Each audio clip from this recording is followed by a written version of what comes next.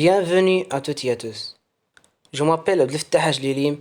Je suis un étudiant de l'École supérieure d'éducation et d'information à Agadir, la filière informatique S3.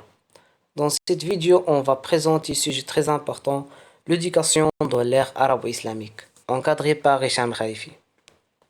Introduction. La question de l'éducation préoccupe les sociétés. Chaque civilisation a sa version sur ce sujet majeur, des convergences et des divergences existantes. Cependant, tout un chacun s'accorde aujourd'hui à reconnaître que l'éducation détermine la qualité des citoyens, le niveau du développement et le projet de société. La civilisation musulmane se veut-il de l'éducation à la médianité. La voie du juste milieu, aujourd'hui dévoyée par les extrémismes pour l'islam. L'éducation réussie est celle qui forme un citoyen équilibré, compétent et vertueux.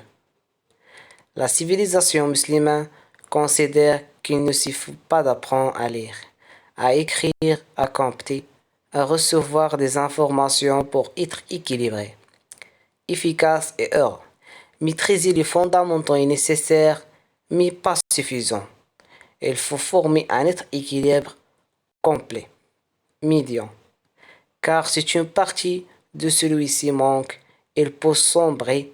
Cela signifie qu'en plus du savoir scientifique et technique, outil pour le développement, il faut cultiver, éduquer et donner à penser sur ce que sont l'humain et le but de l'existence sans enfermer, non contraindre.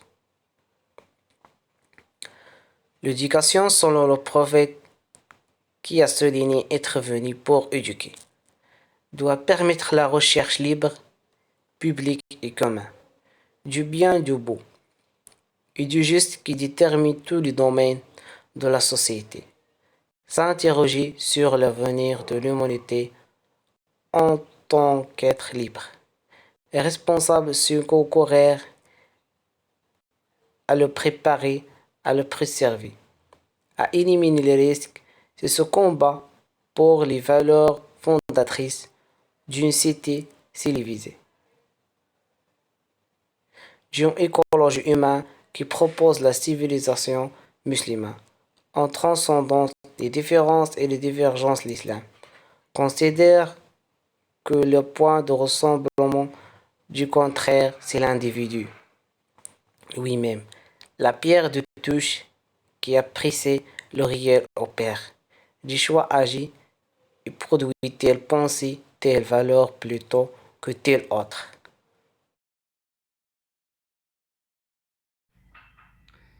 L'éducation musulmane non seulement vise toutes les dimensions de l'être humain, mais plus encore l'exige. L'attachement à la spiritualité qui éduque au bel agir, à la restitude, est perçu comme vital et nécessaire pour surmonter les épreuves de l'existence et s'élever. Mais elle s'appuie aussi sur la rationalité. La civilisation musulmane a jailli suite à la descente de la révélation qui débute par l'injonction de lire, d'étudier, de réciter, se cultiver, s'éduquer, raisonner, rechercher le savoir sont des devoirs cardinaux. L'éducation réussie favorise une double tâche. D'une part, affirmer sa personnalité en vue d'étendre à l'infini la faculté de choix, de maîtriser ses besoins et ses penchants. D'autre part, se former à des compétences scientifiques afin d'être utile à la société. Le citoyen est doublement éduqué, selon le savoir profond, rationnel et d'après la parole coranique et les dires du prophète qui appelle à se connaître soi-même et à découvrir l'origine et le devenir du monde dans lequel on vit. L'éducation moderne diffère de celle de la civilisation musulmane du fait qu'elle met surtout l'accent sur la science de l'extériorité. Une éducation réussie selon l'islam conjugue authenticité et progrès. Le modèle islamique vise à conjuguer une culture scientifique et éthique pour apprendre aux jeunes à vivre, afin que la compétition ne déshumanise pas. L'école a pour but de former un citoyen compétent et équilibré, capable d'assumer ses responsabilités civiques, créatives et porteur de valeurs communes, nationales et universelles pour articuler l'authenticité et la modernité.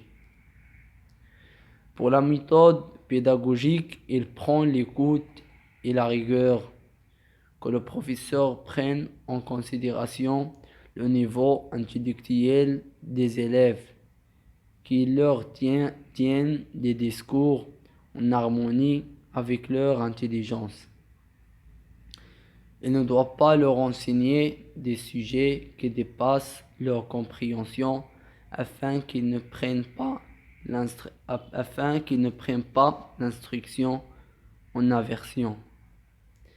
Il doit mettre à la portée de l'élève des choses claires qui conviennent et ne pas lui faire sentir sa faiblesse, car cela attiédira son désir de s'instruire et mettrait de la confusion dans son esprit.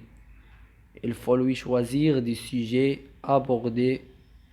abordables qui conviennent afin de ne pas lui faire une mauvaise impression. Merci de votre attention. Bon, on récite dès le début, les enfants.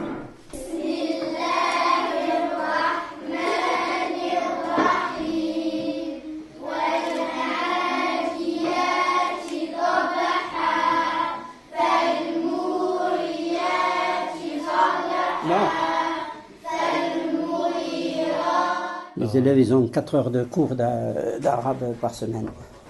De cours d'arabe littéraire et 2 heures de Coran et d'instruction civique ici. Non, on a des professeurs qui sont Bac plus 4, plus 5, c'est des anciens professeurs, c'est des étudiants qui font leurs études ici pour un doctorat ou un master. Ces des manuels sont destinés aux enfants immigrés. Voilà, aux enfants, parce qu'on ne peut pas leur enseigner l'arabe comme en Algérie ou au Maroc. C'est toute la journée, tandis qu'ici on a 4 heures. Donc c'est des manuels qui sont faits spécialement pour ces enfants d'immigration et qui ne parlent pas la langue arabe. Couramment, oui. Donc ça, l'éducation islamique. Et quand on voit l'éducation islamique, il nous parle de quoi? On va voir le sommaire. Alors, donc il y a la croyance islamique, l'adoration. Ça c'est un peu de Coran. Ça c'est les paroles du prophète. Ça sera la vie du prophète. Et il y a une autre partie qui est importante, les bonnes manières, le mauvais comportement et littérature islamique. En parlant avec les parents d'élèves, il y a plusieurs points. Il y a aussi ce qu'il a dit. Donc il y a ce lien, il y a toujours la nostalgie de la langue maternelle. On peut pas nier ça. Il y a aussi, il y a certains qui la considèrent comme une langue vivante. Il y a d'autres qui le font par rapport à la religion. C'est quoi Hayya ala salat? Qu'est-ce qu'on a dit? Hayya ala salat. Hayya ala salat. Regarde. Hayya ala salat. Venez à la prière. Après, Hayya ala al-falah. Venez au succès. Après, fini. Très bien. Oui, Souleymane, récite-moi l'iqama.